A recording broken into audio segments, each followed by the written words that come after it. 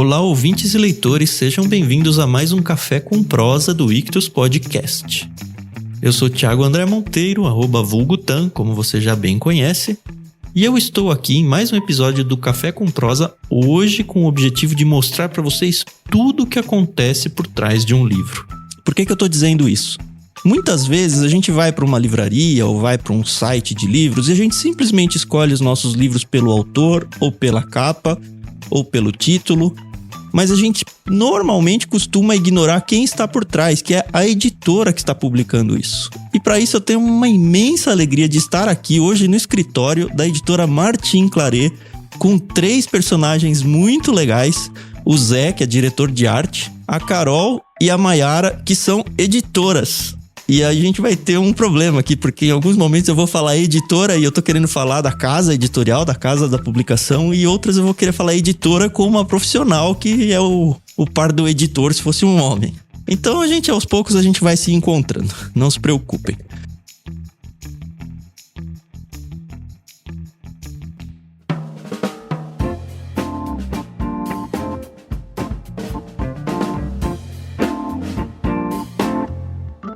Mas, primeiramente, queria dar as boas-vindas aí. Tudo bem com você, Zé? Tudo certo, e você? Tudo bem. Como é que é o seu dia a dia aí dentro da editora? O que é o trabalho de um artista editorial? O mais comum é o trabalho do projeto gráfico de miolo de um livro, que vai desde a criação da página, escolher a fonte, o que vai entrar e a capa. Então, isso é o grosso, mas tem muitas coisas que envolvem também. Material que é de divulgação, a gente faz coisas de brinde, mas o grosso é, tipo assim, o texto chega, a ideia é pesquisar também. Antes na verdade, de começar qualquer trabalho, a gente pesquisa bastante o tipo de livro, que época que foi feito, para que público que vai ser feito. Então, a gente tenta pegar a mensagem do livro para passar pro projeto gráfico e pra capa, né? Então a gente pesquisa imagens, pesquisa fontes, como vai ser montado. Aí a partir daí se desenrola o começo do livro, na verdade o físico, no computador. Mas antes disso a gente tem muitas etapas também. A gente deve conversar aos poucos sobre o caminho completo de um livro, desde a concepção dele, se é traduzido ou se não é traduzido, e todo o caminho editorial até ele ficar pronto para ser vendido. Eu acho que a gente vai entender um pouquinho melhor o que é a arte. E aí eu não sei qual das duas quer conversar com a gente primeiro, ou a Mayara ou a Carol, mas com certeza as duas vão falar. Então, bom dia pra vocês. Bom dia, Thiago, bom dia, pessoal. Obrigada pelo convite, primeiro, para participar aqui do podcast. Bom, o trabalho do editorial, ele antecede um pouquinho o trabalho da arte, né? Porque a gente precisa primeiro selecionar o material, né? O texto que vai ser produzido. E aí depois que a gente conversa com o Zé pra falar, olha, esse texto que chegou, a gente vai lançar em breve. E precisamos da capa do projeto gráfico e tem que ser assim, assado. Então, antecede um pouco, às vezes alguns anos, né? Porque tem encomenda de tradução, contratos, direitos e toda essa parte burocrática também. E tudo isso tá dentro do trabalho do editor aí como um todo? No nosso caso, sim. Acho que até a escolha do título também. Quer dizer, antes disso, qual livro vai ser feito, aí na hora que você escolhe o livro, aí você vai atrás de todo esse processo de quem vai traduzir, que texto que vai ser colocado de introdução. Elas vão atrás de profissionais que são especializados naquele autor, então eles vão fazer um texto de introdução falando sobre a obra, sobre o autor. É bem complexo, assim. Tudo começa basicamente com pesquisa de domínio público, que é o tipo de livro que a gente lança. Os livros que estão entrando no mercado, né? Todo ano mais autores viram domínio público, e a gente meio que tenta casar, assim, às vezes o que tá entrando com o nosso público, se eles gostariam de ler, trazer. E tem muita coisa nova que o mercado brasileiro não tem ainda, tradução, né? Ou até mesmo brasileiro, né? Livro em português, tudo, mas a gente tenta procurar essas coisas diferentes pra oferecer, né, pro leitor.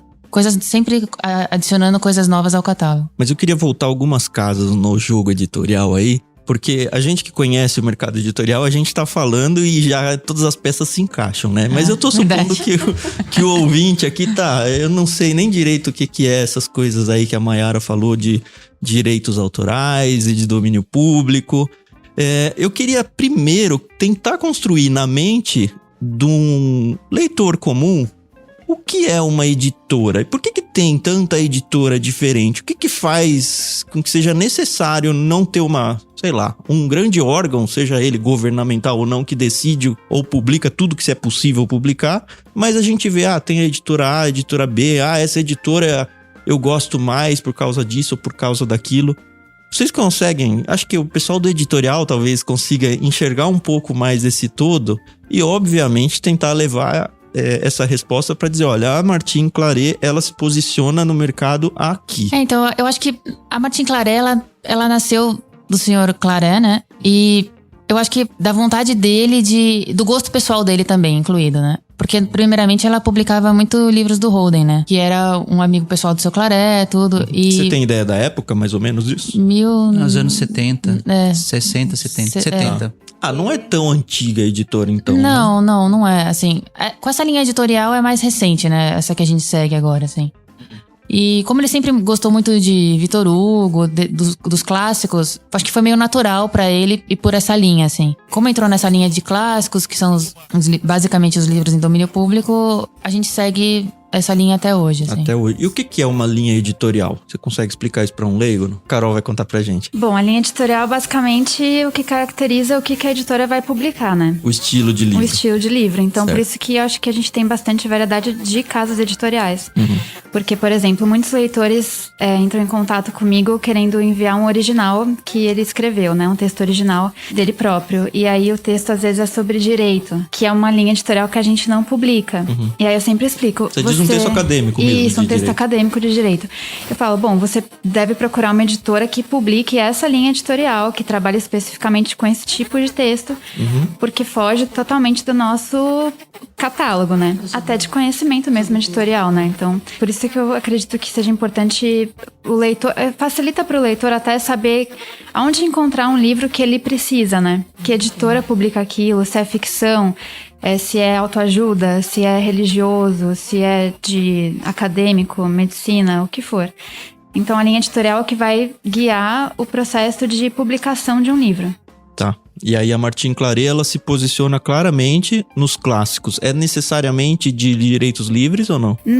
Não necessariamente. A gente começou nos últimos anos a adquirir alguns direitos de autores vivos, né? Ou recentemente falecidos. Na verdade, a nossa linha maior é de ficção clássica, né? E aí o que eu queria saber nessa parte dos direitos autorais, e eu pergunto isso meio que como leitor mesmo. Eu percebo que tem muita editora que começa... que vai para o domínio público. É óbvio que eu entendo isso, mas eu queria que você explicasse pra gente por que o domínio público talvez seja mais fácil, ou pelo menos mais barato. E eu não sei se eu tô falando uma grande bobagem ou não, mas é uma impressão, pelo menos do lado do leitor, que de fato isso existe. E o fato de existir isso também aumenta, no meu ponto de vista, a concorrência, porque qualquer um pode pegar um livro em domínio público e publicar. De fato, o domínio público ele acaba sendo uma via mais barata, assim, por assim dizer, para editora, porque a gente não tem que comprar o direito do livro. E também o domínio público ele te dá uma liberdade maior de... Não mexer no texto, porque isso não existe, mas de mexer no estilo do livro, como que o livro vai sair, que formato, porque muitas vezes os autores, eles têm muita voz nisso, os autores vivos, né? Eles têm muita voz nisso, eu quero a capa tal, eu quero isso na capa, eu quero esse formato, eu quero capa dura. E o domínio público não, assim, nós somos livres para trabalhar em cima daquele texto e a única coisa que a gente... paga o direito é a tradução. Mas ainda assim, a gente tem tradutor que dá muitas opiniões sobre o livro e tal, sobre... Principalmente, tradutor muito especialista no autor. A questão do Freud, assim, livros mais... meio que acadêmicos. Duas assim. Especialidades importantes aí. A primeira é, como você falou, do próprio autor do livro, e a segunda é da língua, né? Porque língua, muitas vezes as pessoas pensam que é só no inglês, mas não, vocês têm várias coisas no russo. Sim. E, enfim, tem todas as línguas do mundo aí pra se correr atrás, e acredito que seja um profissional muito, muito específico e qualificado, né? Na questão do russo, assim, que o nosso profissional é o Oleg, né? Oleg Almeida. Ele dá até dica pra capa, assim, a falar... tem essa cena no livro que ficaria legal na capa. Então a gente escuta bastante, assim. Mas o domínio público dá essa liberdade. o Dostoiévski não vai reclamar que tipo de formato a gente vai fazer. Então, acho que para as editoras isso acaba sendo uma coisa mais... não barata, porque o livro inteiro é muito custoso. Mas essa etapa esse trâmite de adquirir o direito... Às vezes é um direito estrangeiro, às vezes tem muito contato com o autor... Às vezes tem umas dificuldades, essa questão de pagamento, tudo isso meio que é eliminado, assim. O que define o que é domínio público ou não, hoje em dia? Existe uma regra muito clara? Existe uma lei, né? Cada país tem a sua. Uhum. No Brasil, são todos os livros de autores falecidos há 70 anos, mais um ano. Então, por exemplo, sei lá, o Dostoiévski faleceu há 70 anos. Certo. Quando fizer 71, a gente pode publicar. A gente, no Brasil, mesmo ele sendo russo, quem manda é a legislação brasileira, isso, e não a do autor. Não, é do Brasil. Os livros do domínio público, eles têm uma coisa, não sei se é boa, mas tipo assim, é mais ou menos uma venda já garantida, porque eles são livros muito conhecidos. Também. Então tem um pouquinho, se você faz uma edição bonita, porque a concorrência é grande. Então, o que define é a arte, no caso dos domínios públicos. Não só a arte, não, a tradução também. Então, eu queria falar esse ponto como experiência pessoal mesmo. Eu amo Dostoiévski, amo. Faço leituras tanto em livro físico quanto livro digital. A gente consegue chegar no Kindle, por exemplo, e baixar um livro de graça ou por R$5, tem muita toda opção, a né? obra dele, e eu comprei o livro, então não é pirataria. Só que aí eu vou ler, eu falo, meu Deus, quem que traduziu isso? O Google Translator? Tem muita obra que é assim. É, capaz. Então, a tradução acho que é o principal. Tudo bem, a arte e o projeto gráfico, você tem um livro bonito na mão, pro leitor é satisfatório, é gostoso. Mas assim, isso, se ele ler o livro e ele não gostar da tradução, emperrar a leitura, ele nunca mais vai comprar um livro daquela editora, porque ele sabe que aquela tradução não vai ser boa. Então, acho que a tradução é o principal fator. Fora a tradução, você tem aquele, por exemplo, tem os nossos livros, a gente utiliza a introdução, ela esclarece muito o que você vai entrar na história. Você sabe sobre a vida do autor, em que condição aquilo foi escrito, tal, que fase. Então, assim, todo esse conjunto, aí você fala, nossa, legal, gostei de ler. Quando você lê um livro e é gostoso de ler, porque a tradução ela não fica bem, pesada, né? Flui a leitura. E acho que é isso que é o que vai concorrer com os outros livros que as 20, 30 editoras fazem o mesmo título. E a gente sempre procura trazer tradutor do idioma original, do russo, do francês, do grego, do alemão. E as introduções, quase todos os nossos livros têm uma introdução, um prefácio. Sempre algum especialista na área, assim, na literatura russa, na literatura grega. Que ajuda o leitor a se ambientar, né? Porque tem muito livro que são livros complicados de ler, assim. Platão, essas coisas assim, não sei quem tá já na área, assim, mas são livros mais complicados. O próprio Freud, né, são livros mais densos, assim. Então a gente sempre procura trazer esses especialistas pra... E querendo ou não, isso engrandece a obra, né? A edição fica mais atrativa, né? E a gente tenta fazer também a tradução, tipo assim, o Dostoiévski sempre é o Oleg, mas acho que só tem um livro aqui, né, o Oleg, que fez a tradução. Então, quando você tem o mesmo tradutor fazendo os livros, você tem uma sequência, né? Você não quebra, se você faz um livro de autor que por 5 tradutores diferentes, cada livro vai sair diferente. Não tem o mesmo estilo. Tá, como é que vocês lidam, pensando na editora, a empresa mesmo, como um todo, quando vem algum review de algum influenciador falando, eu não gosto livros da Martin Claret. E eu já ouvi isso. E eu posso falar como leitor e parceiro, que enfim, a gente é parceiro lá no Clube Ictus, que é um outro lugar que a gente trabalha. Mas a gente é parceiro de vocês há muito tempo, eu já li muitos livros de vocês. E eu, pessoalmente, muito menos do que nada que desabone, sabe? Eu gosto demais da tradução. Mas eu já ouvi pessoas falando, a tradução da Martin Claret é ruim. E aí já joga uma bomba, assim, e aí desqualifica tudo que é feito. Como que vocês lidam com isso? Não só com a crítica em si, mas eu não sei como é o histórico dos livros mais antigos de vocês, se foi motivo para não, vamos trocar o tradutor, não, isso é uma verdade, a gente precisa mudar esse cenário e mudar esse ambiente, porque enfim, é uma concorrência, né? Tem um monte de Dostoiévskis por aí, por que eu tenho que ir atrás do Dostoiévski da Martin Claret? Bom, então, só para contextualizar, eu, Carolina, trabalho aqui há mais ou menos 10 anos já. Sim. Então, o Zé trabalha aqui há bem mais tempo do que eu. E a Mayara praticamente também, né, 10. A gente, na verdade, começou a trabalhar aqui na editora num momento de mudanças muito grandes, que começaram antes mesmo da gente entrar aqui na empresa. Você falou das críticas, né? Acho que críticas, qualquer pessoa qualquer coisa que você faça na sua vida, você vai receber crítica de alguém, né? Então, só não faça nada, daí você não vai ser criticado. Falar que a gente lida bem, eu acho, porque a gente conhece o trabalho que é feito agora, né? Que nós fazemos e a gente confia. Mas sim, alguns leitores têm ainda alguma resistência com relação a algumas traduções, porque antigamente, há muito tempo atrás, questão de 20 anos, 25 anos por aí, algumas traduções eram realmente um pouco problemáticas. E essa fase, assim, querendo ou não, algumas pessoas guardaram, lembram, e é um estigma que a gente tenta todo dia mudar, derrubar, e a gente brinca que é um trabalho de formiguinha, porque... você tem que desconstruir uma coisa ruim que a pessoa já assumiu pra si, que na verdade não é mais há muito tempo, né? E o mais legal disso é ver leitores dando feedback pra gente, falando que, nossa, eu não comprava livros de vocês porque eu achava que não iam ser bons, e comprei o livro X e amei. Então, acho que isso vale muito a pena, assim, faz todo o trabalho valer a pena quando um leitor que tinha esse preconceito por anos e anos atrás, vê um livro novo, vê um lançamento e fala assim, nossa, o trabalho de vocês está incrível. Tem leitores que falam que a gente renasceu das cinzas. Sim, mudou da água pro vinho. Então isso é muito legal. O que aconteceu de verdade. Que gostoso. É que, na verdade, assim, isso é o que acontece mais isso do que crítica... Hoje as críticas negativas ou são dessas pessoas que ainda guardam esse resquício antigo, ou porque realmente... não gostei dessa capa, a capa da tal editora é mais bonita. Mas de gosto pessoal. A coisa meio muito pessoal, nada que tenha... e a quantidade de crítica construtiva, de elogio, é bem grande. E como a gente conhece o trabalho que é feito, né? A gente sabe quem são os profissionais, a gente coloca a mão no fogo. A gente não fica nunca na dúvida, na verdade. Você pegou um ponto interessante, Zé, porque principalmente os clássicos, eles têm muito aquela questão de apresentar ele na estante, deixar ele na mesa de centro na sala. E a pessoa vem, te visita, olha, um Victor Hugo, olha, um Dostoiévski outra vez, olha, um Tolstói, ou sei lá, tantos outros aí. Que é muito diferente do que colocar um livro de um autor que você nunca ouviu falar. Eu, pessoalmente, acho isso triste, infelizmente. Mas, enfim, as pessoas, elas são... aquela famosa come mortadela e arrota peru, né? Eu tô fazendo essa pergunta pra vocês, porque eu acho que tem muito isso dentro do que você trata, que é a parte de arte. Eu já vou chegar na minha pergunta.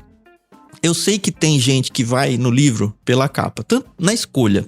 Tem dois grupos, né? Um que gosta muito de ler e vai pela capa, óbvio que, enfim, é uma vitrine do livro, a própria capa. Então, se eu já sei que duas traduções são boas e dinheiro não é o meu principal critério, eu vou dar uma preferência para um livro que tem uma fonte, principalmente fonte, eu pessoalmente acho, né? Uma fonte, uma disposição na página mais interessante, uma capa bonita, porque, enfim, eu vou lidar com aquele livro 1 mês, 2, não sei quanto tempo a pessoa vai ter.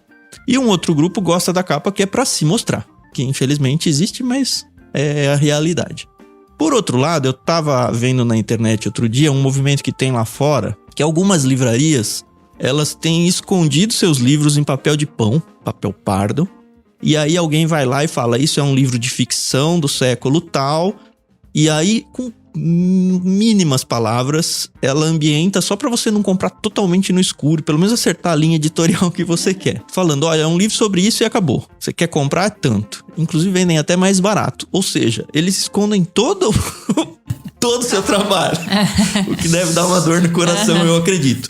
Mas pensando no lado comercial e... poxa, olha, eu vou dar a chance pra um livro que eu nunca daria porque eu não vou escolher mesmo pela capa, porque eu nem vi a capa. Eu acho que tem um público pra isso também. E eu queria que você falasse um pouco sobre o trabalho do artista e o quanto ele realmente é importante pra vender esse livro. E não só vender a transação comercial, mas pra vender olha, eu gosto mais desse livro ou não, mesmo que a pessoa compre ou não.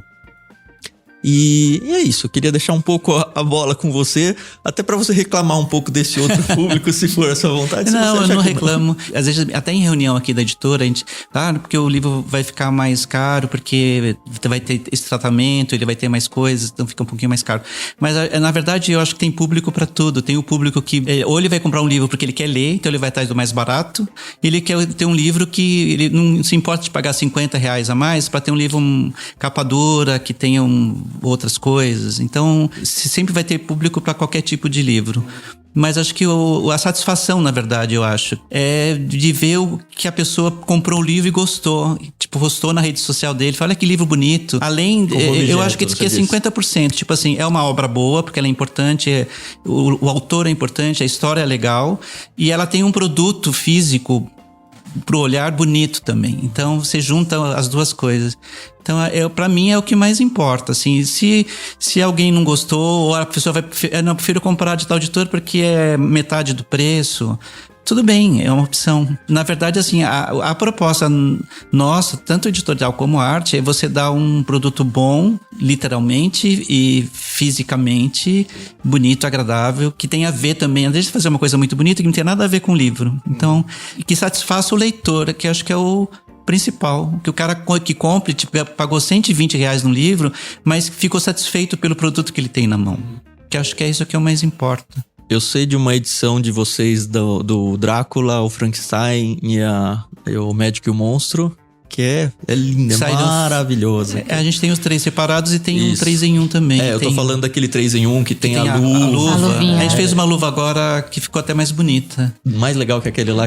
Porque, na verdade, a gente não ia fazer o livro normal, com aquela capa que tem o olho lá. E aí a gráfica, por que vocês não colocam uma luva com os furinhos que aparecem... A gente fez uma luva craft. Na verdade, foi a ideia da gráfica e acabou saindo com aquela luva, o pessoal gostou bastante. Quando a gente foi fazer, acho que uma quarta ou quinta reimpressão, não tinha mais papel craft no mercado, depois da pandemia. Aí a gente falou, o que a gente vai fazer? Agora já tem que ter a luva. Daí a gente desenvolveu uma outra luva que foi impressa em Pantone, aí fiz uma outra diagramação que ficou bonita também. Ficou mais legal até, eu até gostei mais, porque ficou aquele olho... Tem a ver com o livro, mas ficou mais bonito. Então, assim, às vezes a gente também... A gráfica, às vezes, dá umas ideias pra gente. Dependendo do material que eles têm disponível, né? A gente tá sempre também em busca, assim, de... qual é o tratamento gráfico que chegou novo? O que vocês têm pra esse livro? A gente pensou numa ideia mirabolante. Normalmente a gente chega com umas ideias bem mirabolantes. E aí a gráfica fala... Não tem como fazer aqui no Brasil.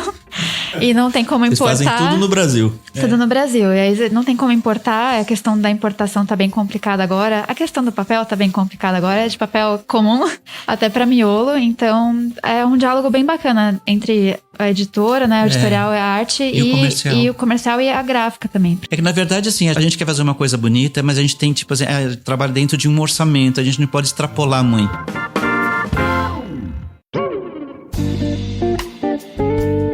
Então, eu queria entrar nesse angu aí, né?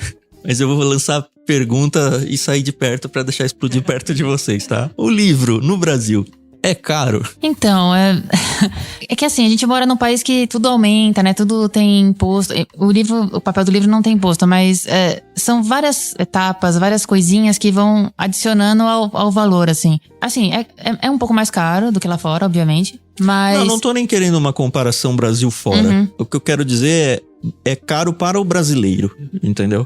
Eu acho que tem livro de... consumo de um brasileiro médio, assim. Tem inúmeras possibilidades, né? Tem livro de todo gosto, assim. Do próprio domínio público tem livro de R$5 e livro de 90, do mesmo autor, o mesmo texto, tudo. Assim, depende do que a pessoa tá disposta a pagar, assim, do que ela quer ter, assim. Porque meio que, emendando com a sua pergunta anterior da beleza do livro e tal, a gente tem que inovar porque a gente concorre com o e-book, né? Sim. E hoje em dia uma boa tradução também tá no e-book. Então acho que um livro mais atrativo, a pessoa tem vontade de ter em casa, mesmo que seja pra mostrar que ela tem um Vitor Hugo, alguma coisa nesse sentido. Mas eu acho que o ser humano é muito tátil, né? É muito visual, né? Uma coisa muito... Então às vezes a gente quer ter essa coisa diferente, essa coisa mais bonita. Então como a gente trabalha num meio que tem muita concorrência, todas as editoras, mesmo as que publicam autores vivos, elas publicam domínio público. Uhum. Então a gente tem sempre que tentar fazer uma coisa mais diferente, assim. E às vezes essas inovações, elas acabam custando, né? Uhum. E a gente tem que repassar o valor, porque senão também a editora não tem lucro, né? A editora precisa pagar salários, né? Precisa pagar salário, precisa pagar a gráfica, que é um valor muito alto. Aliás, eu acho que é um momento legal, porque eu já trabalhei em editora, então eu conheço bem a cadeia toda. Mas... até você trabalhar numa editora, você não sabe o que é a cadeia do livro. E aí você vê um livro, o quê? R$80? Você fala papel, negócio? Como que papel custa?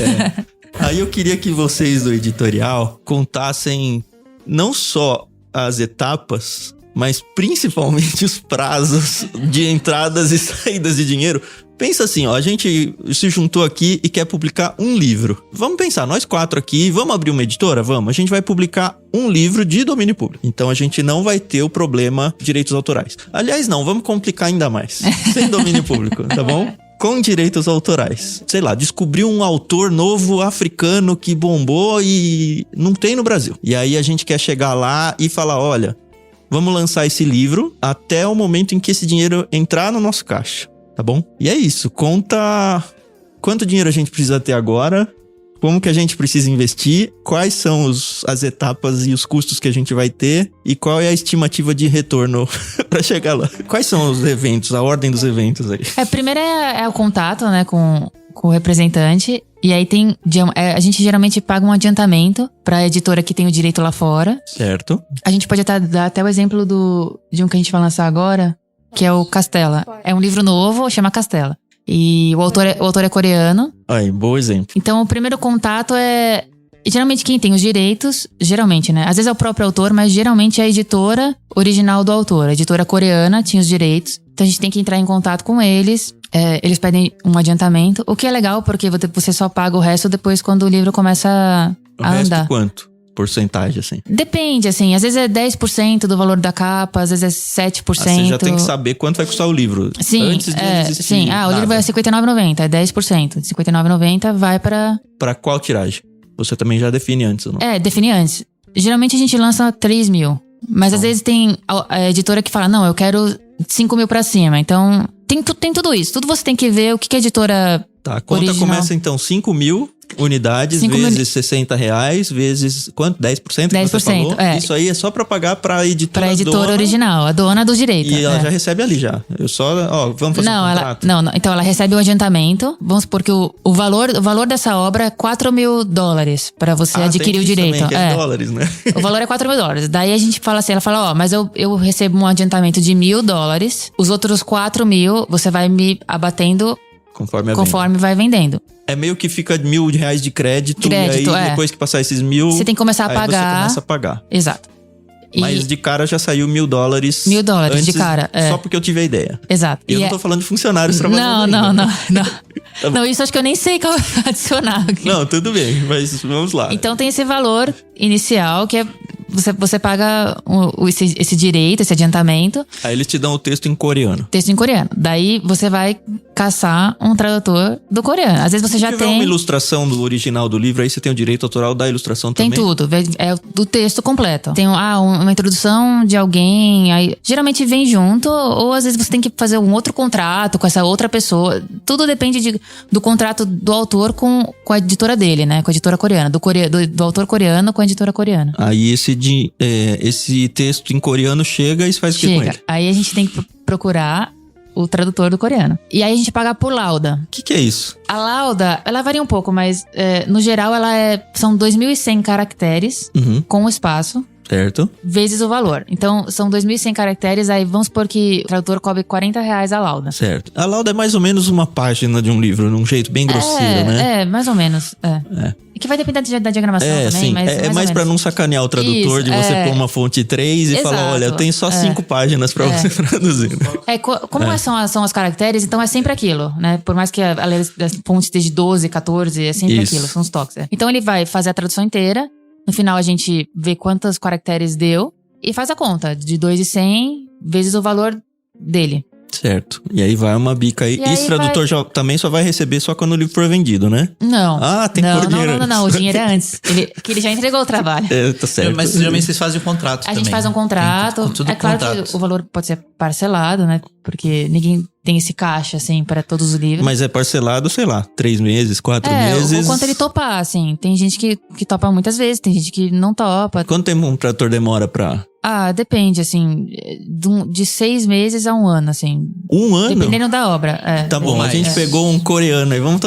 Eu tô tentando, assim, rápido, vocês estão me vendendo a ideia da gente montar uma editora. Esse coreano, ele tem umas 300 páginas. 400. Uns 3 meses. Foi rápido 3, 4 meses. Se ele falou foi rápido com 3 meses, chutou, vamos dar 6 meses numa média. Então a gente já gastou os $1.000 lá do adiantamento, que ainda tô devendo mais 4. que eu vou pagar lá na frente. Isso, que você vai pagando conforme Eu paguei o que, mais ou menos, pra esse coreano aí, pro tradutor do coreano? Uns 20 mil reais, mais ou menos. Mais 20 mil mais aí. Mais ou menos, Tá bom. E lembra que a gente vai publicar 5 mil unidades desse livro aí. Então foi mais 20 mil reais que eu paguei, seja parcelado ou não, tá muito longe do dinheiro que eu vou receber dele. Não, você pagou. Porque é o trabalho do tradutor. Exato, Tá bom, então já foi aí pelo menos foi em reais, vai, 20 mil. Às vezes a gente encomenda a capa fora. A arte, essas coisas. E aí o Zé monta, a gente fala, eu quero um desenho X na capa. A gente encomenda, isso dá em torno de uns 2 mil reais. 2 mil reais também pra pagar igual o tradutor. Ele recebe na hora, ele entregou, recebeu. Então já foi mais 20 mil, mais 2 mil, mais mil. Tem a dólares. revisão da tradução também, não sei se esse caso foi então, feito. Aí tem aí a gente já tem o texto traduzido. Texto traduzido. E o desenho da capa, né? A ilustração da capa, tá bom. Aí tem a preparação do texto. O que é isso? Que a preparação é como se fosse a primeira revisão. Certo. Um especialista no idioma também vai pegar o texto. Que também é especialista do coreano. Tem que ser. Outro. Tem que ser vai outro. Vai pegar o texto traduzido, o texto original, o livro original e vai meio que fazer uma comparação dos dois textos. Isso é mais pra ver se o tradutor não pulou parágrafo, se não tá muito absurdo alguma coisa, se... Ele vai criticar o trabalho do tradutor. Isso, e se tiver ruim... Ele vai apontar. E a gente vai ter que lidar com o tradutor e falar, olha, isso aqui tá assim, assim, assado. Tem um risco do tradutor, do copydesk, o preparador aí. Ele fala, olha, tá horroroso. Já aconteceu. Procura outro tradutor. Você faz o que com o primeiro tradutor? Devolve meu dinheiro? Não. Você pagou e já era. É risco nosso fazer isso como editora? Risco nosso. Meu Deus. Depende, porque a gente já teve alguns problemas desse tipo e a gente teve que mudar o nosso contrato de encomenda com o tradutor. E aí o tradutor, se a preparação apontar que o texto está impublicável ou que o tradutor tem que revisar aquele material, torná-lo publicável. Se ele não tornar publicável, ele tem que devolver o dinheiro que isso faz parte do contrato de segurança do nosso lado. Mas tem editora que não faz isso. Tem editora que não faz isso. Aí mas normalmente faz depois de ter se dado mal uma vez. Sim. Como a gente tá abrindo a editora, a gente não sabe disso ainda. Acho que é importante os contratos. Tá bom. Continua. Depois de sofrer algumas vezes, a gente se respaldou. E é difícil, né? Que você tá lidando com um ser humano que é difícil você falar, gosta. Tá ruim, como é que você fez uma porcaria dessa? É difícil, assim. Mas é que a gente tem que pensar no leitor também, né? Sim. E aí tem a revisão. Já não foi revisado pelo outro? A revisão impressa. Essa foi a preparação. Mas eu já imprimi? Tem um custo de imprimir aí? Não. Não, a gente imprime na casa. A gente imprime na impressora. A diagramação foi feita na casa, então a gente não tá colocando esse custo ainda do salário do diagramador. Tá, mas seria uma coisa na área de artes ali. Aí tem um projeto gráfico que a gente pagina o livro, faz a primeira impressão do livro inteiro. Aí vai ser feita uma revisão. No sulfite comum mesmo, só pra ver como fica. Vai 2 páginas por cada página, certo. E aí o revisor português, ele faz uma revisão, sempre tem mudançazinha. A gente faz 2 revisões, bate emenda. Mas vamos fingir que nenhum de nós trabalha com arte, então a gente não sabe fazer essa ilustração. Você tem que pagar alguém um diagramador. Que aí atrapalha um pouco, porque tipo assim, você vai ter que mandar pra essa pessoa, a pessoa ela vai fazer fora, ela vai demorar tipo 1 semana, 10 dias pra te entregar, coisa que aqui na editora, se você fizer, você faz em 2, 3 dias, você já perde um tempo. Mas a gente tá começando. Mas você tem que pagar por página, nem sei. Não é tão caro, mas geralmente por página, assim, não é barato, assim, não é uma... É um custo a mais. É um custo a mais, assim. Mas não... Eu tô até meio por fora. Seria o valor de uma revisão, basicamente. Tá, então eu já tive aí o tradutor, o preparador, o diagramador e o revisor que vai olhar esse texto já diagramado. Já diagramado, Tá. E aí esse cara pode falar, tá uma porcaria, volte no início da casa, na primeira casa do jogo. Ele pode, mas a não ser que ele conheça muito a obra, mas é mais difícil porque ele não vai ter acesso ao original, então ele não vai comparar. Qual que é o trabalho dele? Basicamente é gramatical. Depois de 2, de tradutor sai e erro, assim, preparador sai ainda. Um ponto de não deveria sair, sai, espaço sei lá, duplo, uma palavra com uma letra errada. Comida. Então essas coisas elas acontecem. É mais ou menos o preço de um preparador, não? É mais barato. O preparador é mais caro porque ele vai ter que ler 2 vezes, basicamente. Certo. A gente somou quanto tempo até agora? Desde da negociação do livro lá? Acho que uns 2, 3 meses já. Mais, né? Não, a tradução a gente deu 6 meses. Foi mais 6 3 meses com sucesso, porque às vezes é um absurdo pensar mais 6 meses fora a tradução? Não, porque daí tem o prazo da gráfica também, que... Aí vai pra a gráfica é baratinha, né? Pelo menos ela. Nossa, é o mais barato. O problema às vezes nem é só a gráfica, é o papel. Às vezes você tá com o livro, você montou o livro, tá todo prontinho, os arquivos estão certinhos de capa, miolo, se tiver guarda, tudo. Aí você vai pedir orçamento. Então você pede orçamento para várias gráficas. Falando, eu quero 5.000 unidades desse livro. Aí a gente pede duas quantidades, a gente passa para 3, 4, 5 gráficas, eles mandam o orçamento. Aí o comercial é que vai negociar qual gráfica que, na verdade, assim, conta o valor e conta também que tem gráfica que imprime coisa melhor. Se a gente quer fazer capa dura, pintura trilateral, essa gráfica é melhor essas duas, não as outras. Mas óbvio vai ficar mais caro, né? Mas fica mais caro. Então, a partir de aprovado, a gente manda os arquivos para a gráfica. Eles fazem uma prova impressa de capa, miolo. A gente dá uma olhada, a última olhada aqui, a gente demora uns 2 dias para isso. Se não saiu nada errado, alguma rodapé, alguma coisinha. Eu já vi, nome do autor tá errado, umas coisas você fala, não é possível. Então é tudo muito bem, são várias vezes que são feitas. Você olha várias vezes o livro. E às vezes, tipo assim, já tá tudo aprovado, o papel não tem papel. Não tem papel no mercado, então, né? Então, tipo assim, o papel vai demorar 1 semana, 10 dias para chegar na gráfica. Então isso é coisas que vão atrasando. E hoje, principalmente depois da pandemia, assim, antigamente se mandava um livro pra uma gráfica, ela entregava 20 dias.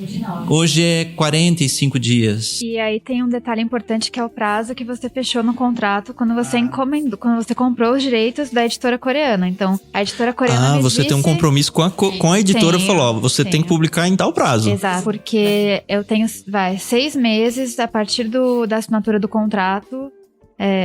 Chutando, tá?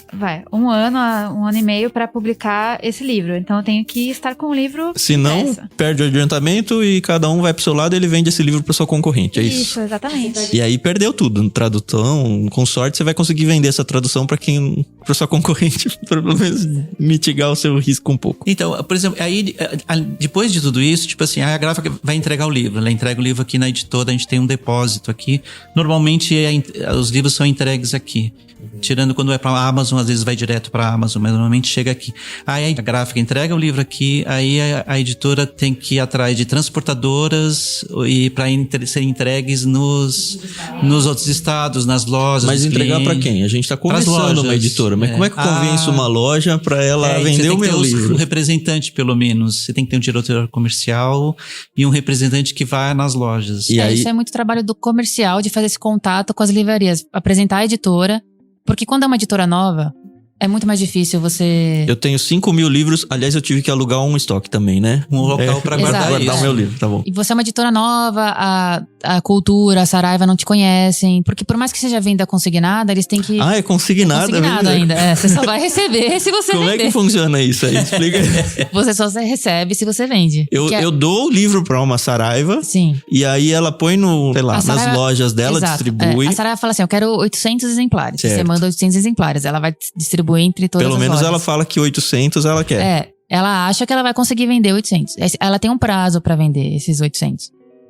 E se ela não vender, o dinheiro que ela vender, ela paga. E o que ela não vendeu, o que sobrou, ela devolve. Tá. O livro nosso ia custar R$ 69,90, né? Isso, Quanto que a Saraiva paga pelo livro, mais ou menos, assim? Depende. Isso é mais com o comercial, assim, mas... Ela vai vender por R$ 69,90, né? Mas ela não vai me pagar R$ 69,90, é claro. Não. A gente tenta lucrar um pouco em cima disso, pra não ficar só com o valor de tudo que foi pago. A gente faz uma conta, né? Tudo isso todas essas etapas que a gente pagou, lógico, a gente coloca no preço do livro. E fala, consigo a margem de lucro. O livro R$69,90, ela vai pagar... Geralmente é desconto de 40%. 40%, geralmente. Às vezes. Ela me paga 60% do valor do livro. Isso. Então, eu que fiz todo o trabalho... Isso. Na verdade, o livro não é R$70. É 60% desse valor aí. Isso, pra gente ficar a editora vai ganhar. Nesse 60% eu tenho que pagar... Tudo isso que a gente já explicou aí. E você falou que é consignado. O que é isso aí? Eu dei o livro pra ela, 800 livros. Ela não me pagou 800 livros vezes... Ela só vai pagar quando ela vender. Ela vende e quem que vê que ela vendeu ou não? Então tem que alguém lá contar. Tem as... eu que mando alguém lá pra falar... Isso é mais o comercial. Eles, sei lá, voltou 200. Então eles venderam os 600. Mas eles ficam mandando o livro de volta? Porque tem um prazo. Tipo, sei lá, um que mês, é tipo o quê? O comercial que vê isso. Isso eu não, sei lá, um mês. Você tem um mês pra vender 800. Aí o que não vende, eles devolvem. Mas eu mando, acredito, pra uma central da Saraiva que tem lojas no Brasil inteiro. Esse livro volta tudo em um mês? Volta. Às vezes é um pouco mais de um mês, eu não sei esse prazo, a gente tá chutando. A gente não tem. Na verdade, cada loja tem um contato diferente. Tem loja que não gosta que a gente tem os representantes dos estados. Aí eu tenho que contratar pessoas pra cada estado do Brasil também. Eles ganham comissão também deles na venda. Então, quem paga essa comissão é a gente? A gente, a editora. Tá bom. E aí, então, eles vão lá e eles fazem a contagem. Tem loja que não gosta. Melhor comprar Bitcoin. Eles não querem, não gostam. O representante vai lá contar. A loja quer contar. Então, tem muita falcatrua nisso, às será? Vezes tem. A gente não sabe, mas deve ter, né? Porque é Brasil, né? É uma coisa muito... Tem um lugar muito longe da gente, assim, pra... Tá, e aí ele vendeu, ele me paga à vista, pelo menos, né? Não, tudo negociado, É 30, 60, 90. 30, 60, 90.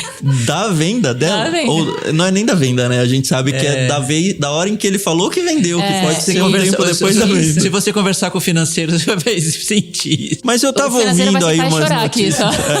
Eu tava ouvindo umas notícias aí outro dia que a Saraiva tá falida. Ou seja, pode ser que a Saraiva não pague, é isso? Muitas editoras sofreram com isso, logo que aconteceu. É que a Saraiva meio que tá... não, eu tô usando a Saraiva como o exemplo, né? Mas eu corro o risco da pessoa não me pagar. E acabou, e vai pra justiça pra receber uma parte disso. Uma parte, exato. Na verdade, o consignado não são todas as livrarias. Tem livrarias que compram também. Mas no caso não sei se foi a Livraria Cultura, a Saraiva, que eles não podiam mais comprar consignado. Eles só podiam... teve isso também. O livro chegava e eles tinham que pagar.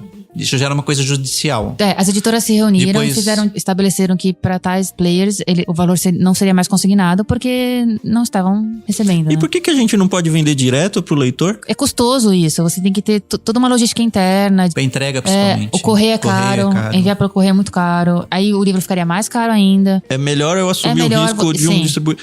Aliás, eu posso também não eu vender pra Saraiva, eu vender pra um distribuidor que vai vender pra Saraiva, Cultura e tudo mais. E aí é um intermediário a mais que vai ficar com um pedaço a mais da minha porcentagem. Não usava isso, usava, não usa mais. Mas é comum existir isso no mercado. A gente trabalhava com a Catavento. Quando eu comecei a trabalhar, entregava tudo na Catavento. Mas isso porque vocês se tornaram grandes, né? Cresceu se a gente muito for começar hoje, talvez eu sou refém de um distribuidor. Fazer isso, usar um distribuidor, porque daí ele como ele tem o contato da livraria, ele consegue colocar seu livro lá. Isso pra publicar um livro. 5.000 unidades. 5.000 unidades, que é pouco, né? Uma tiragem baixa. Quanto tempo demora pra vender 5.000 no Brasil de um livro desconhecido, coreano? Vai depender, também tem um custo que a gente não comentou aqui, que é o custo da imprensa. Como é um autor desconhecido, a gente vai ter que contratar um assessor de imprensa. Que vai fazer ele ser conhecido. Exatamente, com a imprensa, vai fazer contato com o jornal, com revista, com o influenciador. Aí eu pago ou o assessor de imprensa, ou não, acho que é ou influenciador digital, que vai falar bem do livro. Isso, e eu também tenho que pagar o nosso salário, hein? Exatamente, não esqueça, por favor. E aí, quanto tempo, então, passou até a gente receber a última parcela da Saraiva, vai? E ó, eu vendi, que vocês falaram, 500, 600, né? 10% da minha tiragem, é isso? Já passou 1 ano e meio aí, fácil de tudo, né? E aí, depois desse 1 ano e meio, a gente recupera um pouco desse dinheiro pra lançar o segundo livro? Isso. Porque aí não funciona, uma editora não consegue viver. Então eu preciso ter, sei lá, 5 livros por mês? 5 livros por mês vezes 18 meses? O ideal, na verdade, é que você tenha sempre um leque de opções e livros que a gente chama que puxa o leitor. Por exemplo, você vai lançar a Jane Austen. São vendas garantidas, basicamente. Então, o ideal é que você tenha um livro com uma venda garantida, que você sabe que vai vender. Daí, com esse lucro, você consegue apostar nos outros. Num livro que ninguém conhece. Porque é um risco, né? Um livro que ninguém conhece pode afundar, né? Mas um Dostoiévski, uma Jane Austen, você sabe que talvez demore um pouquinho, mas vai vender. Então, é isso meio que a gente tenta fazer também. Chama da curva A do catálogo, que é o que sempre vende, é o que vai segurar os lançamentos que estão menos conhecidos, né? Então, um autor coreano que ninguém conhece no Brasil, que é inédito, vai conseguir ser vendido graças aos livros dessa curva A.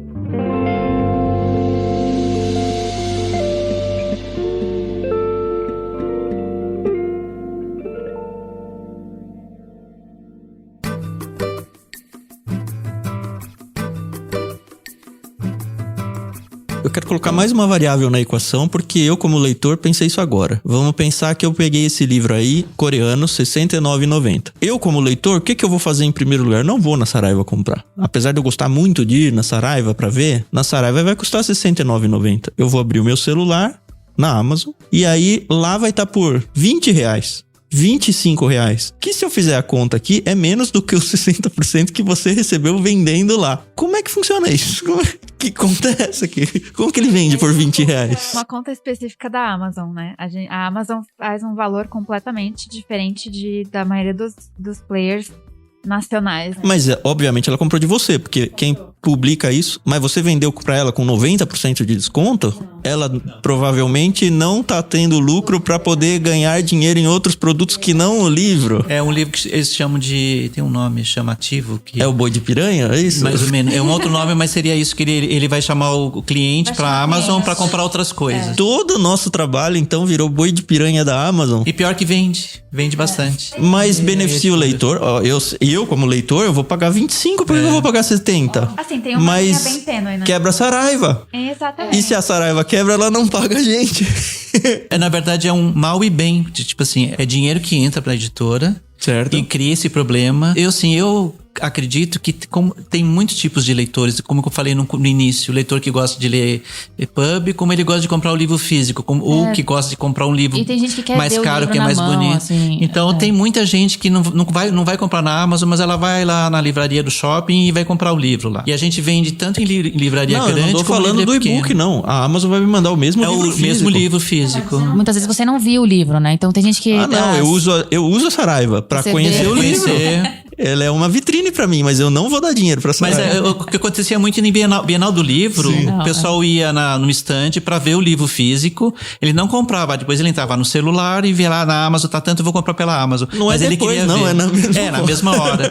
Mas ele queria ver como é que era o livro físico. Como é que a gente faz isso? Se eu tiver R$100 mil hoje pra empreender, vale a pena? Primeiro, dá pra lançar uma editora? Uma editora? Eu acho que é complicado, assim. Por isso que muitas tempo as pessoas têm que público. trabalhar? Então, quanto tempo as pessoas donas da editora têm que trabalhar de graça? Porque cadê o meu salário aí? Agora a pergunta do milhão que eu realmente quero que cada um de vocês responda. Por que você trabalha com livros? Eu gosto muito. Acho que a gente não tá nisso pelo dinheiro, assim. Isso já... Acho que é mais uma questão de paixão mesmo. Eu fiz letras, né? E aí eu descobri que eu não queria dar aula. E que eu gostava de livro. Certo. E eu vejo no meu trabalho, é um trabalho que eu consigo ver um produto final. Isso pra mim é muito gratificante, assim, às vezes eu tô no metrô, vejo uma pessoa lendo um livro que eu editei, assim, por exemplo. Isso é muito legal, porque... Mas paga seus boletos? Tá pagando.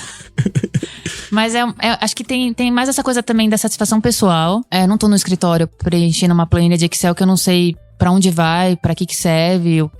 Entende? É um legado, né? Tem essa questão do legado. Fim, né? E do produto. E de novo, a gente mora num país onde as pessoas não leem, né? Então, a gente tá sempre num campo de batalha, assim. Essa luta de... Tem dias de desânimo, não? Tem, obviamente. Tem dias de muito desânimo, assim. Quando você recebe um feedback, assim, louco, uma coisa muito chata, assim. A gente... Às vezes você se pergunta, né? Por que eu tô fazendo isso, assim? Onde isso vai dar, né? Mas acho que tem isso, assim, se o Brasil fosse um país de leitores, muito mais dos que existem, eu acredito muito que a gente seria um país muito melhor, né? Acho que é mais uma coisa de... Missão de vida. De missão, Não, eu não quero fazer disso uma coisa de... Voto de pobreza, tá fazendo... Não é isso, assim, é óbvio que o salário... motiva você sair, obviamente, o salário te motiva a sair da cama, obviamente. Mas eu acho que essa coisa de ver a pessoa lendo, do livro em si, assim, livro é uma paixão, assim, então criar isso, trabalhar com isso, essa troca que a gente tem, desde como vai ser a capa, tudo, esse trabalho criativo é uma coisa muito motivadora, assim, então acho que é isso, assim. É um trabalho que nunca é igual, né? Cada livro novo, mesmo que a gente vai refazer o mesmo livro que já existia, mas de um outro jeito, a gente sempre tá fazendo uma coisa nova. E a gente tenta não fazer, tipo, tem editora que você já vê a capa do livro e você, isso aqui é daquela editora porque ela segue uma mesma linha quase. A gente tenta cada livro fazer uma coisa totalmente diferente do que já foi feito. Então a gente, dependendo do autor, são linhas e coisas novas diferentes. Então sempre tentar com novidade, trabalhando com desafios. E você, diferentes. Carol, por quê? Eu concordo muito com o que a Mayara falou. Acho que a gente pensa bastante sobre isso. A gente sempre comenta, né? A gente tem mais ou menos a mesma opinião. Eu acho que envolve, com certeza, a paixão pelos livros, pelas histórias, pela ficção, pelo conhecimento. E um pouco de loucura também. Óbvio. E essa questão que o Zé comentou da criatividade, pra mim é algo que pesa bastante.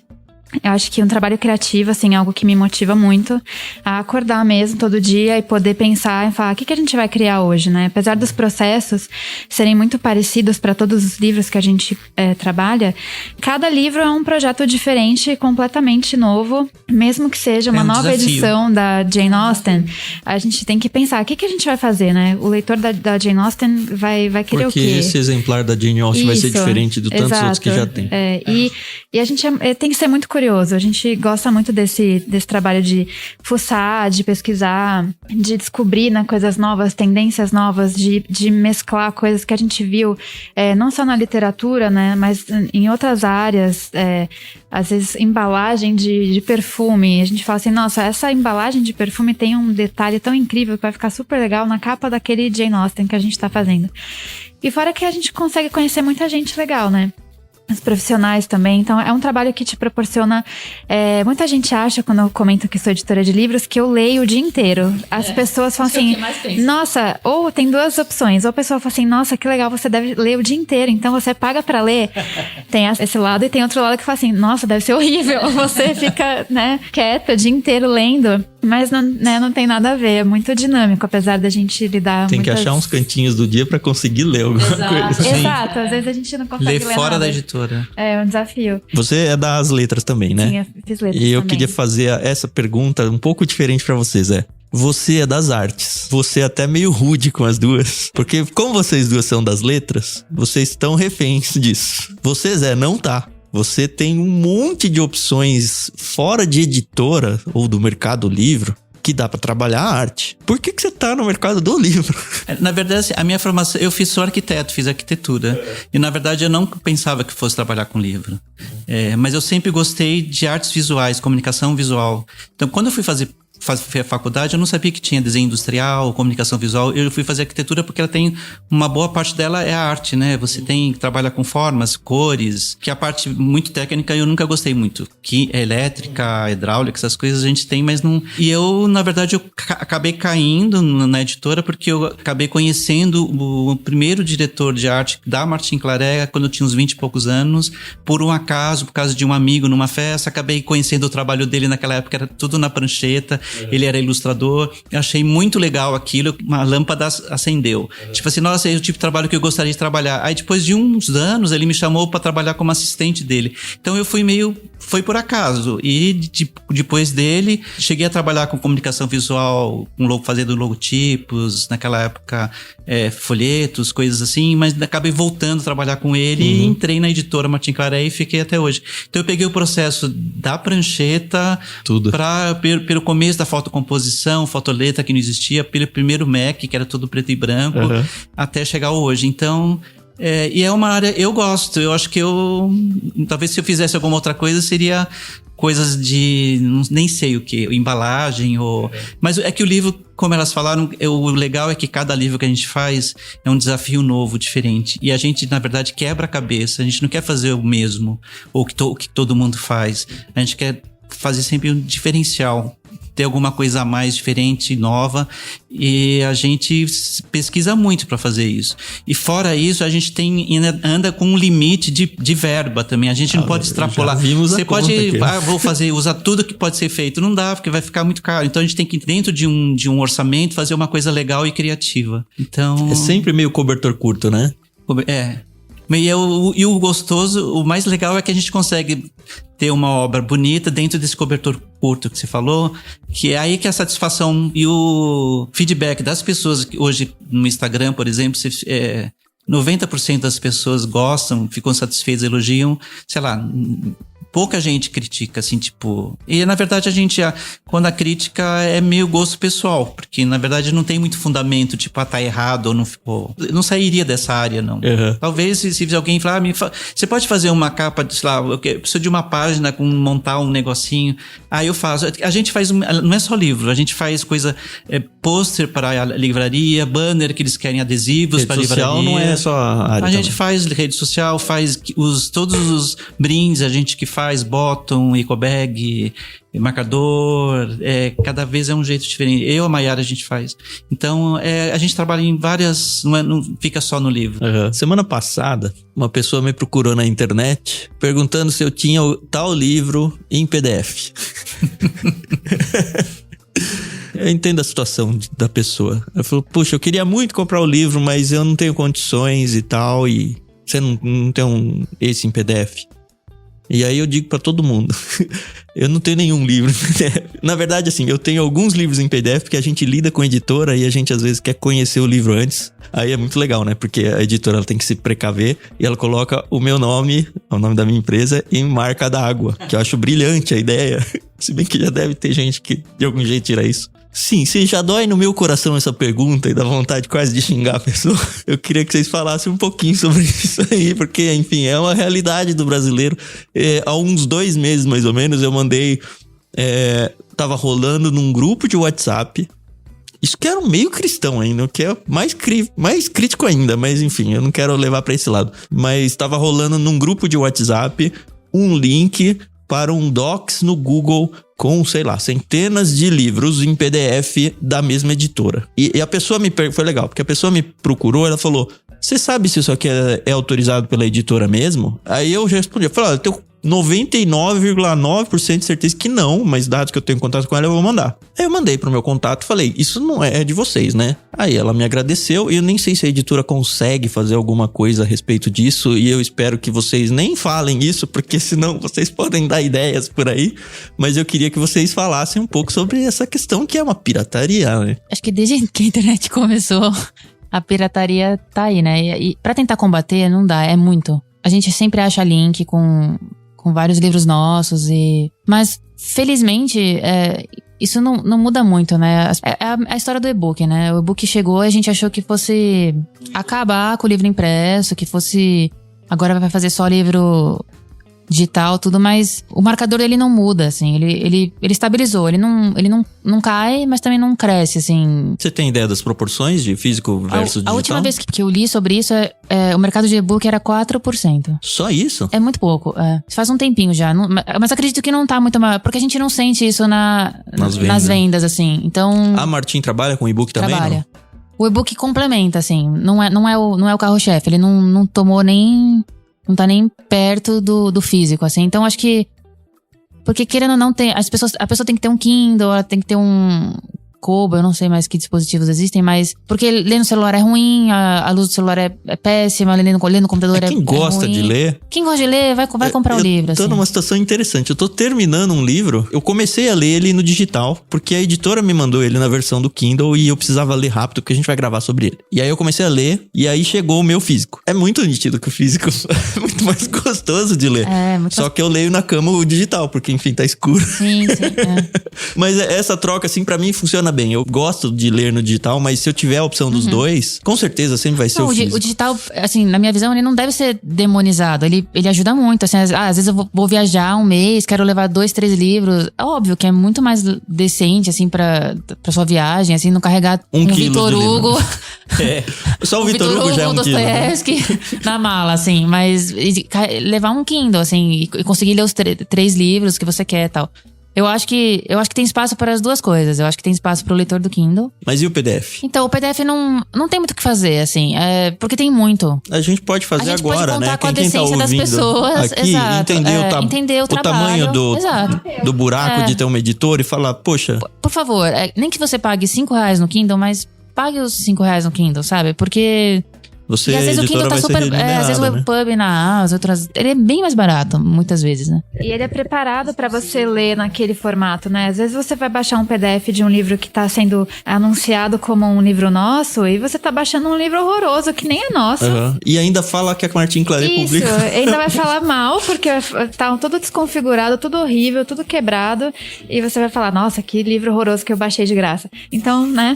A gente faz esse apelo pros ouvintes, leitores... Não baixarem PDFs legais, por favor. Eu acho que é uma coisa assim questão de qualquer trabalho que você faça, você gostaria que alguém... Lógico. Roubasse, né? Não sei, fizesse uma versão. Roubasse, exato. Não então, tem outro adjetivo, né? por favor, nos ajude. E tem gente que fala, porque o Kindle é mais barato, é o e-book, né? Porque o e-book deveria ser muito mais barato que o livro. Mas eu acho que já ficou claro. Não, porque tem todo o processo. Então, a gente só tirou a gráfica de tudo, né? Porque tudo isso, tudo tá lá, o salário das pessoas, o tradutor, o preparador, tudo tá lá. Não faz o menor sentido. As pessoas querem, às vezes, sei lá, R$10 e o Kindle e o físico é, sei lá, 60. Não faz o menor sentido. Uma coisa que eu nunca vi nenhuma editora fazer e eu realmente gostaria, como consumidor mesmo. Eu não sei se vocês já pensaram sobre isso, se de repente eu não tô dando uma ideia boa que vale a pena correr atrás, ou se vocês têm uma resposta pra falar, não, isso não faz sentido nenhum. Mas eu gostaria de ter, sei lá, eu comprei o livro físico, eu ganho ele também o digital. Mesmo que eu pague, sei lá, R$5 a mais, R$10, mas que não seja a soma dos dois. Faz sentido isso? Isso pela experiência que eu falei agora mesmo. Eu tô lendo o mesmo livro nos dois e tem momentos que o e-book é melhor pra mim, pela situação que eu tô vivendo. Tem momentos que eu prefiro no físico. Existe alguma chance disso existir no mundo? Será? Alguém já pensou nisso? Eu acho que pode ser viável, mas acho que até um impedidor seria a própria livraria, né? Porque ela ganharia com as duas versões, né? Então, você comprar o físico, daí você entrar lá e comprar o e-book, né? Então... Não, sei lá, um QR Code na contracapa do livro, na orelha, alguma coisa dentro do livro físico que fala, você adquiriu o físico? Toma aqui o seu digital também pra você ler esse mesmo livro que você já adquiriu, sabe? Porque o EPUB, o livro e-book, ele tá... É a Amazon que vende, quem mais vende? Só a Amazon. Hoje nosso... Então, eles que dominam isso. A gente não consegue, tipo, fazer a gente tem um acordo com eles, né? Um acordo, um contrato fechado. Então, isso meio que eliminaria o lucro de outras partes também. Então, acho que isso seria um pouco inviável, assim, a gente não teria condição, tipo assim, vamos lançar um livro e a Martin Claret vai ter um EPUB dela, que a pessoa vai ter acesso. A gente não tem uma plataforma pra isso, eu acho. Não, e também, por exemplo, o QR Code vem na contracapa. Daí eu comprei, daí eu passo pra minha irmã e ela escaneia também. Aí eu passo pra fulana, ele escaneia também. Tem isso, então, né? Também, talvez um download, não sei. O que pode fazer, tipo assim, alguma promoção de algum livro com a própria Amazon. Tipo, a pessoa, quem comprar esse livro físico vai ter o Kindle dele de graça. Quem tiver o Kindle vai ter o EPUB. Mas aí seria uma promoção com a Amazon. Mas aí ia ter alguém que ia entrar na justiça e processar a Martin porque fez venda casada. Sempre tem reclamação, assim, sempre vai ter. A gente não fez o nosso o e-commerce de venda online de livros por causa do problema com a Amazon ou as livrarias, porque elas vão reclamar que a editora tá vendendo o livro mais barato e eles vai atrapalhar a venda deles. Vocês sofrem muito pelo fato de ter como cliente de vocês a Amazon e livrarias? Ou não rola tipo, eles estão quebrando meu negócio? Não, a gente costuma falar que tem espaço pra todas, assim. Tem público pra tudo. E o que a gente viu pós-pandemia, o nascimento da livraria de bairro. Então, elas voltaram. Renascimento, né? Ainda bem, né? Então, isso é muito legal. Então, o que a gente vê hoje no mercado é que ele tem espaço pra todo mundo, assim. Se eu quero ter uma livraria de bairro, eu consigo. E que na livraria de bairro você tem que ter alguns atrativos, né? Também um café legal, alguma coisa... Mas a gente vê muito isso, assim, muitos bairros, assim, Pinheiros. E tem tudo a ver com a Martin, né? Pela linha editorial de vocês. A gente sempre vendeu para as pequenas. A gente vendia pra banca, assim, numa época que ninguém vendia. Ainda vende. Muita banca de jornal. Tem banca de jornal ainda? Tem. A Paulista tem. A Paulista tá cheia, E a gente vende pra todas, assim. Então a gente sempre... E cada uma é uma cliente como se fosse uma única de vocês, assim. O nosso comercial, eles fazem um trabalho muito legal, assim, de ponto a ponto, de na verdade, o comercial, a gente vende tanto em livraria grande como em livraria pequena. Isso já é uma política Qualquer antiga. livraria que entrar em contato com a gente e falar, quero vender, a gente... Mesmo que eles comprem só 50 livros, ou só 100 livros. A editora boa pergunta essa. Não tinha pensado nela. A gente faz compras como o clube literário lá que a gente tem no Ictus. E tem muitas livrarias que falam, tem um pedido mínimo de, sei lá, R$1.000, R$2.000, alguma coisa assim. E vocês foram um dos primeiros parceiros nossos e foram, assim, supimpas, assim, muito, muito bons. Nunca impuseram nenhum tipo de coisas desse tipo. E só que eu percebo que vocês, que bom, né, que fazem isso, meio que nadam contra a maré nesse sentido. Eu acho que é um diferencial de vocês também. Acho que não é nenhuma pergunta, acho que é mais uma gratidão da nossa parte por entender que tem, assim, do mesmo jeito que as editoras elas batalham pra viver, as pessoas elas começam pequenas E elas estão atrás de seus negócios e elas precisam realmente de parceiros. E olha, posso falar que a Martin Claret é uma super, super parceira nossa. Não é à toa que vocês são a primeira editora que a gente está vindo entrevistar. E eu queria realmente que todo mundo que ouvia esse episódio tivesse, assim, um cantinho especial no coração a Martin. E eu aprendi que não é Claret, é Claret, né? Claret. Isso. Brasileiro de falar. Eu penso que a Martin Claret, ela não importa se é grande ou pequeno, sempre vai ser um local de vitrine dos nossos livros. Sim. Alguém tá mostrando e alguém tá vendo. Então, pode ser uma lojinha pequena como uma loja grande. Então, é sempre uma oportunidade de mostrar os nossos livros. A gente quer chegar...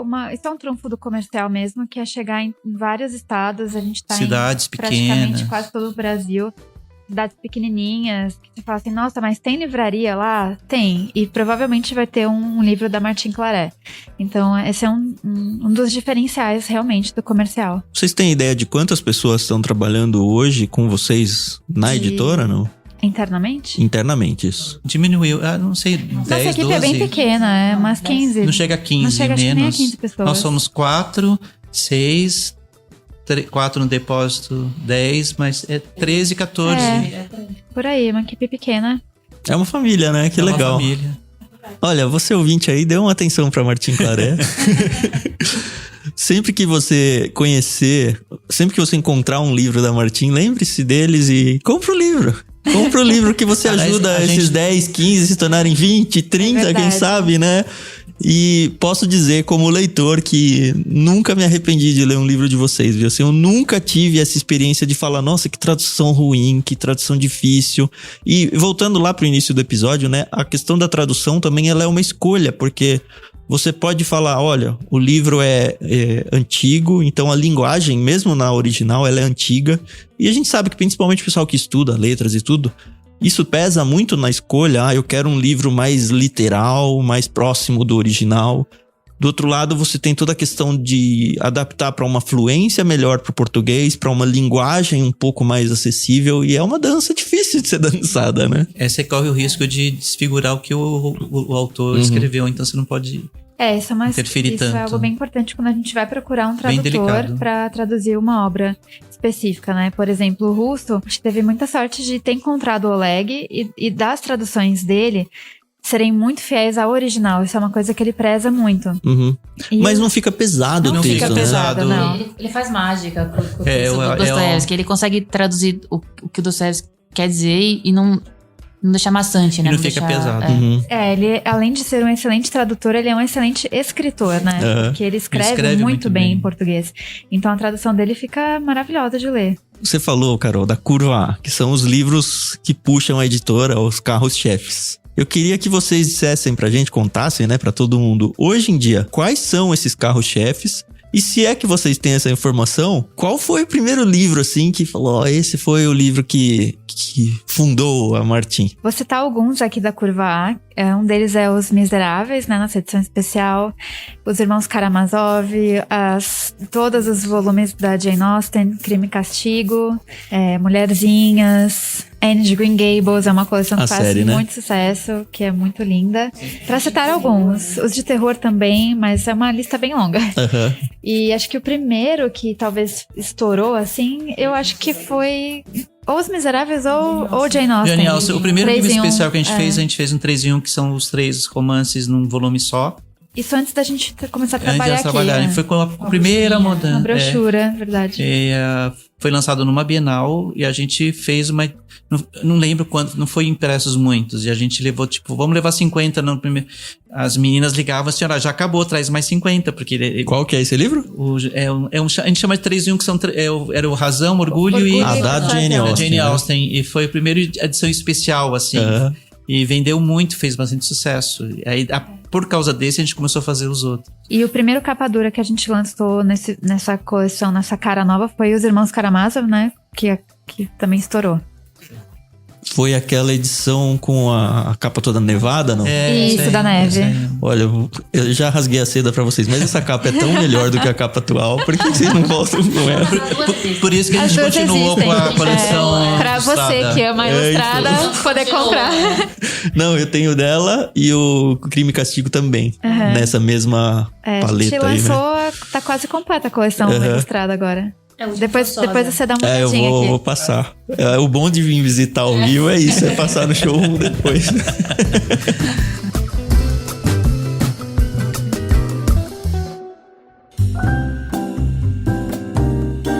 Essa é mais direcionada pro pessoal do editorial, porque eu sei que o coração de vocês sangra com isso. Pode ser até uma de cada um, tá? Porque não precisa ter o mesmo livro. Mas eu sei que sempre tem aquele livro que o editorial falou: puxa, esse livro é o melhor livro do universo. Ai, puxa, eu tô tão feliz que a gente lançou esse livro, só que flopou. Conta um que você acha e fala: pô, esse livro não devia ter flopado, mas flopou. Cada um aí de vocês duas. Acho que no meu caso tem 2 livros. Eles não é que eles floparam, não. Mas que não foi pra curvar, isso. O primeiro livro chama O Menino Múltiplo.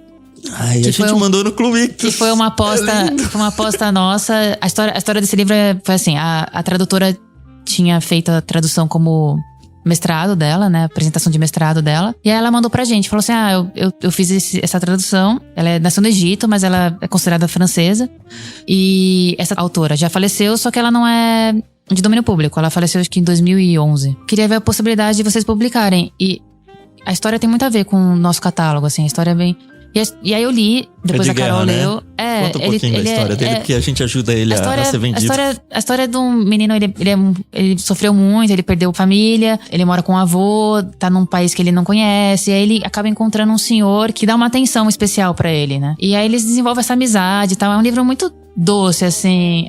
Esse senhor que ele desenvolve essa amizade, ele tem um carrossel lá em Paris e tal. Carrossel ele até sai existe. algum país no Egito que ele vai morar na França com o avô, é isso, né? Isso. É uma história muito, muito de esperança, assim. É uma história muito doce, assim. E a tradução da Carla Renardi, maravilhosa. Ela é nossa tradutora até hoje. Tudo que ela faz é impecável, assim. E a tradução dela é maravilhosa, assim. Tem textos de apoio de professores da USP, do próprio francês, tudo. Por um gosto pessoal também, eu tinha muita esperança nesse livro, assim. E ele não flopou, assim, ele vende tudo, mas ele não figura entre os mais vendidos. Isso a gente paga direito pra editora francesa, tudo. E eu gostaria que ele fosse melhor, porque ele tem muito potencial. É um livro que... E a gente entende que é um livro desconhecido, que ninguém conhece. A Chedi é inédita no Brasil, então... A gente que trouxe, né? Esse é um dos pesares. E tem um outro livro que a gente fez uma coleção de contos de ficção científica, que são contos muito legais. O nome do livro é Das Estrelas ao Oceano. E são a gente mandou também.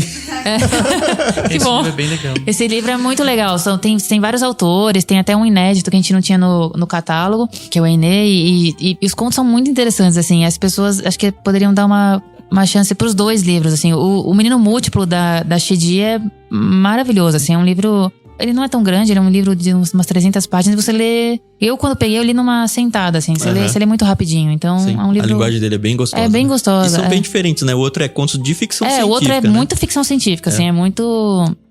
esses 2, assim. Tá bom. E você? Bom, eu concordo com o que a Mayra falou. Esses 2 títulos são muito bons mesmo. Especialmente o Menino Múltiplo. Quando a gente compra os direitos de uma editora estrangeira, como tem esse custo a mais, a gente sempre fica com mais receio, né? Mais apreensiva, porque, querendo ou não, vai ter uma cobrança maior, né? Do comercial, porque a gente investiu mais dinheiro, então a gente sempre espera que o livro venda mais. Uhum.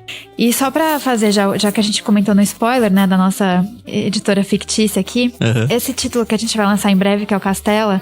Castelá, no Castela, Tá. Eu gosto bastante de literatura coreana, então a gente tentou comprar direitos de um outro livro alguns anos atrás, que é um livro muito bom, que foi lançado já por outra editora, e a gente acabou não conseguindo. E aí surgiu essa oportunidade de fazer o desse autor agora. Vai rolar, já tá na gráfica. E é um livro que deu muito trabalho para ser feito e foi bem custoso, então eu já deixo aqui só o pedido para vocês que estão ouvindo, darem uma chance para esse livro, para esse autor. São contos. Cada conto aborda um aspecto da cultura coreana, da sociedade coreana. dos diversos problemas que eles têm lá. São contos bem fantásticos, mas muito sensíveis. E o conto que dá o título ao livro, que se chama Castela, que é um bolinho, tipo um pão de ló. E tem toda uma metáfora com uma geladeira e as coisas que você pode guardar nessa geladeira. Então, fica aí a dica pra esse livro não flopar, gente. Por favor, deem uma chance. Castelo, legal. Quando que sai? Vocês têm data? Ele, em breve, acho que até o final de meados de junho, ele já deve estar nas lojas. Que legal. Então tá na pinta aí. Castela, qual que é o nome do autor? É Park Min-gyu. Ela falou esse nome. É difícil de guardar. Você quer destacar algum também, Zé? Não tenho, não. Toda vez que é feita uma reedição de livro, a gente, quando vai reeditar o livro, a gente tem que ver que ano que ele foi feito, quais as reedições. Então, assim, aqui na editora a gente tem livros que se esgotam 3, 4 vezes por ano, que são essas, que é a curva A. Tem livros que esgotam em 1 ano, tem livros que ficam 2 anos para se esgotar, tem livros que é 3, 4 anos. Então a gente tem todos os tipos de livros. Então, assim, eu fico triste, no caso dos 2 que ela falou, tem alguns outros mais que eu não lembro, assim, que a gente achava que fosse vender muito, mas que demoram 2, 3 anos para se esgotarem. Mas a gente tem livros que varia muito, tipo. Então eu acho que um paga pelo outro. Eu lembrei de um título agora que você comentou. É um livro que a gente lançou faz acho que uns 5, 6 anos já, que se chama Festa ao Ar Livre, da Catherine Mansfield. Ela é contista e ela é neozelandesa. Pra quem gosta de Virginia Woolf, é um prato cheio, assim. É um livro que eu gosto bastante, mas Tem que ler Virginia Woolf antes, não? Não precisa. Eu também nunca li ela. Não precisa. Vou olhar. Me mostra ali no catálogo quando a gente for olhar. Eu mostro. É uma edição... Mas eu leria Virginia Woolf se fosse você. Sim, eu leria as duas. E fica a dica também do Festa ao Ar Livre. Eu queria pegar um gancho na fala do Zé. Chega em algum momento a decisão de, puxa, esse livro tá parado tempo demais no estoque e a gente precisa desovar ele de alguma forma. E o que é desovar? É jogar fora? É queimar? É vender para reciclável? Como é que uma editora lida com isso? Ou a gente pensa em alguma promoção, saldo, mas a gente nunca se livra dos livros. A não ser que seja edições muito antigas que a gente não vai fazer de novo. Tipo, tem muita devolução quando se trabalha em consignação. Aí vem deteriorado. Às vezes vem deteriorado, às vezes vem livros que estavam lá há 10 anos, voltaram agora. A gente faz doação. Doa para algum... Ou vende para sebo, ou faz doação. Mas agora, os livros feitos nos últimos 10, 15 anos... Nunca aconteceu isso. Nunca nada virou a paras, né? Eu já vi editoras fazer isso, mas nunca. É um pecado, né?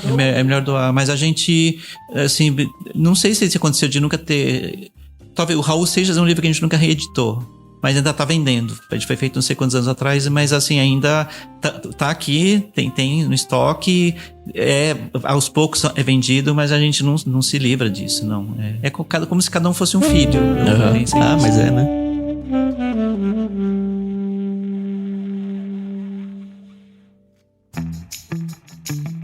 Bom, indo para os finalmente, para quem gostou desse episódio e quer conhecer um pouquinho mais de perto a Martin Claret, como que a pessoa tem que fazer, qual o melhor caminho, né, que a pessoa pode seguir para estar bem pertinho de vocês, não perder nenhuma novidade, melhor trajeto para lidar com a editora? Bom, o melhor trajeto para falar com a gente é pelo Instagram da nossa editora, @editora Martin Claret. A gente está em processo de refazer o nosso site, então o Instagram é o que está mais atualizado, onde tem os lançamentos, spoilers, tudo mais. Então, só seguir a gente no Instagram. São Paulo, se ela quiser vir conhecer o nosso showroom, a gente tem um showroom aberto ao público aí? Pode até comprar o livro se quiser. A gente recebe, que a pessoa quiser conversar. E vem pra onde? Que endereço? Tem que marcar, agendar ou é só chegar? Como é que é? A pessoa pode bater aí. Se a gente estiver aqui, a gente atende. Rua Alegrete 62. São Paulo, capital, né? São Paulo, capital, isso. Fica perto da estação do metrô Sumaré. Ó, dá pra vir aqui ganhar um cafezinho de vocês e deixar alguns reais. Vai ser bem recebido. Pode comprar aqui também. Isso. Sim. A gente vende com desconto. Confirma com o financeiro. Mas tem algum desconto. Legal, eu conheci mais 3 pessoas que espero que se tornem grandes amigas muito legais. Eu amo livro, vocês todos sabem aí. Também tô nessa luta de tentar viver de livros e a gente sabe que financeiramente é uma luta inglória, mas como razão de viver é muito gloriosa, né? Eu agradeço muito Maiara, Carol e Zé. Eu espero que a Martin Claret cresça muito. Eu gosto muito dessa editora. A primeira pessoa que eu conheci aqui não está nessa gravação aqui, que é o Uriel do Comercial. Ele foi sempre muito gentil comigo. E agora eu percebi que não é algo específico dele, não. Parece que é de todo mundo aqui da casa, né? Agradeço muito a participação, o tempo que vocês tiveram com a gente. E agora a gente vai passear. Agora quem não é ouvinte fica por aqui. E eu que tô aqui no presencial vou conhecer um pouquinho mais dos livros que eles têm expostos por aqui. Você talvez já conheça o Ictus Podcast e na medida do possível a gente vai trazendo também esse contexto de editoras mesmo, para que vocês conheçam o que é de fato viver a experiência de uma editora e quando você for escolher o seu próximo livro, você dê atenção àquele logozinho que aparece normalmente na lombada ou na parte de baixo da capa. E até o próximo episódio. Tchau, tchau.